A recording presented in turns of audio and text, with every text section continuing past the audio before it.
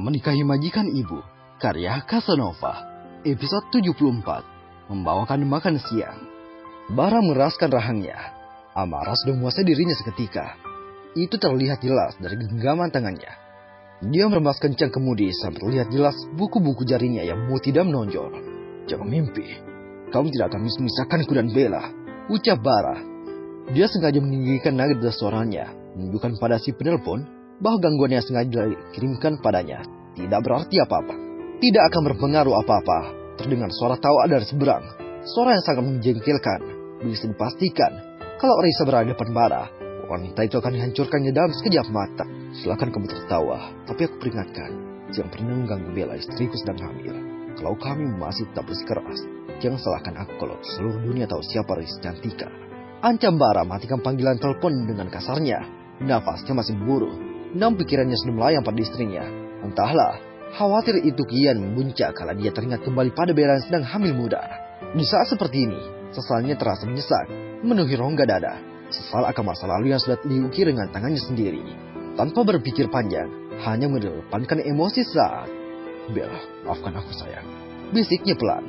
Dia selesai menungkupkan wajah di atas kemudi, sebelum melanjutkan mobilnya menuju kantor BW Group. Siang itu, Bel baru saja pulang dari kampus. Saat melangkah turun dari mobil, Isabel sedang menyambutnya dengan pergi ceria sembari bertepuk tangan. Mami puyang, jeritnya sembari tergerak.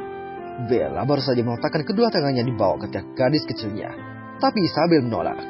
No Mami, kasihan Dede, celotehnya, mengusap perut Bella. Hal yang paling sering dilihatnya ketika Dedi dan mominya bersama. Yaps, Bara sangat bahagia dengan kehamilan Bella. Hampir setiap kesempatan mengusap perut istrinya. Oh, anak pintar, ucap Bella tersenyum, terkejut dengan pengertian yang ditunjukkan Isabel. Gadis kecil itu mulai mengerti dengan hal yang paling sering diingatkan Bara padanya. Ayo kita masuk sayang, di sini panas. Bella sudah menggandeng putrinya masuk, sembari berbincang ringan. Celotehan Isabel mengadu susunan, bonekanya berantakan karena ulah sang Dedi yang menumpang tidur di kamarnya semalam. Jah, kita kantor Dedi yuk, membawakan Dedi makan siang. Mau? Ajak Bella. Kebosanan setiap hari hanya menghabiskan waktu dalam rumah, tidak kemana-mana, membuatnya memutar otak untuk mencari ide. Sekedar jalan keluar atau mencari angin. Terbesit ide untuk mengantarkan makan siang pada sang suami. Surprise untuk Dedi, oke? Tanya Bella dianggukin Isabel yang sudah mulai mengerti setiap pembicaraan orang dewasa. Oke Mami, kita jalan-jalan, sahutnya dengan wajah berbinar, menunjukkan kedua jempolnya kepada Bella. Dibandingkan dirinya, Isabel lebih parah lagi. Gadis kecil itu hanya menghabiskan waktu di rumah seharian. Tidak pernah melangkah keluar dari istana Barata Wirayuda. Mau akhir pekan atau hari kerja tetap sama, tidak ada bedanya. Bara selalu lelah dengan pekerjaannya setiap hari, sehingga sudah tidak mau keluar lagi di setiap weekend atau hari libur. Isabel hanya bisa memanfaatkan kesempatan di saat pengasuhnya belanja ke minimarket dekat rumah. Itulah peluang untuk gadis kecil itu berjalan-jalan keluar rumah. Sekedar melihat Kinder Joy atau permen lollipop dekat meja kasir. Itu pun dengan tanpa sepengetahuan Bara, karena Bara tidak mengizinkan putrinya berkeliaran di luar rumah tanpa pengawasan. Kecuali Bella ikut bersamanya, Bara bisa sedikit tenang. Baiklah, Momi mau siapkan bekal makan untuk Dedi, Ija dan Momi. Kita makan siang di kantor Dedi. Yeay! Bagi kegembiraan Isabel, sembari meloncat di atas kasur, membuat barisan boneka Hello Kitty-nya kocar-kacir. Beberapa malah terjatuh ke lantai berkarpet bulu. Bara masih berkutat dengan berkas-berkas yang menumpuk di atas meja, mencoret-coret dengan pena mahalnya, mengkoreksi data-data dari bawahannya, supaya diperbaiki kembali. Beberapa ada yang langsung bisa ditandatangani, tapi sebagian ada yang harus dibuat ulang, karena tidak sesuai dengan keinginan Bara. Tangan baru mengusap kedua matanya, sembari bersandar di kursi kerja yang empuk.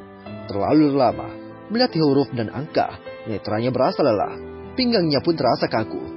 Hampir 2 jam duduk dan melihat data yang menumpuk di atas mejanya. Dia sedang meregangkan kedua tangannya saat pendengarannya samar menangkap pertengkaran di luar ruangannya. Entah keributan karena apa, tapi dia sudah tidak mengambil peduli lagi. Terlalu lelah, hanya ngurusi hal receh dan tidak penting. Ada Kevin yang akan bantunya. Suara keributan ini terdengar semakin kencang, berujung dengan pintu ruangannya terbuka paksa. Brak, pintunya terbuka kasar, tanpa diketuk terlebih dahulu. Bara terkejut saat pandangannya beradu dengan sang tamu. Maaf Pak, Ibu ini maksa masuk ke dalam. Aku semintanya menunggu. Tapi ibu ini bersikeras. Aduh Donna, sang sekretaris yang ketakutan. Dia gagal menjalani salah satu tugas seorang sekretaris. Sudah, kamu boleh keluar sekarang. Perintah Bara mengibaskan tangannya beri kode pada sekretarisnya. Don, tolong minta karyawan pantry bawakan minuman untuk tamuku. Pinta Bara berusaha bersikap tenang. Meskipun dalam hatinya sudah kacau berantakan. Tidak perlu berlama tamahan. Aku kesini untuk mengembalikan uangmu. Ucap tamu yang tak lain adalah Brenda. Terlihat dia mengeluarkan sebuah amplop coklat berukuran besar. Terlihat isinya penuh sesak. Pertama kalinya setelah perceraian mereka, dia menginjakkan kakinya di gedung BW Group. Ada rasa canggung dan tentunya malu. Apalagi beberapa karyawan masih mengenalinya sebagai mantan istri Bara. Duduk Love, bisa bicarakan baik-baik. Ucap Bara dengan santai. Tidak perlu menjaga sopan santun denganku. Kita sudah terbiasa bicara dengan urat di leher menonjol. Sindir Brenda. Wanita itu membuang pandangannya ke jendela besar di sisi kiri ruangan Bara. Terlalu muat setiap melihat Bara. Kalau tidak terpaksa, dia tidak akan mau menemui mantan suaminya ini. Bara menghela nafas, berusaha bersikap tenang. Sikap yang jarang sekali dulu ditunjukkan depan Brenda. Kalau dulu dia akan bersikap sama dengan mantan istrinya sang, meninggikan suaranya, bahkan mengancam.